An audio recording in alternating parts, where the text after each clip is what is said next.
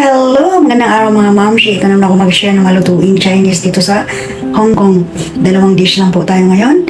So, today's menu po ay ang ating steamed chicken.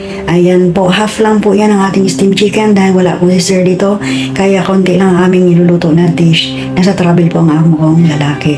Ayan, half chicken lang po yan. And then marinated ng chicken powder and then steam po siya ng 25 minutes. At yan po ay hinimay. So kapag ganito po ang ating dish, maaga nating lulutuin dahil kailangan pa natin siyang palamigin at ng ating mahimay. So ayan. And then sa bottom niyan o sa ilalim niyan ay meron tayong hiniwa na mga pipino na nakalagay dyan at may kasama siyang jellyfish. Okay. Ayan lang po. And then the next one ay ang ating stir fry gulay na may beef. Okay, itong beef na po na ito na hinahalo namin ay marinated na po ito na nakapack, no?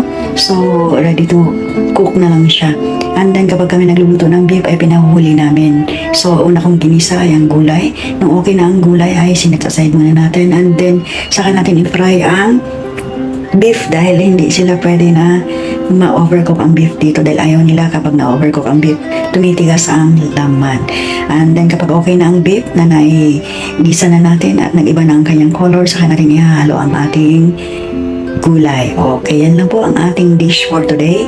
Ang ating steamed chicken at ang ating stir-fry veggie with beef. Okay, thank you for watching. Have a nice day. God bless us all and please don't forget to follow, like, and share my video. Thank you.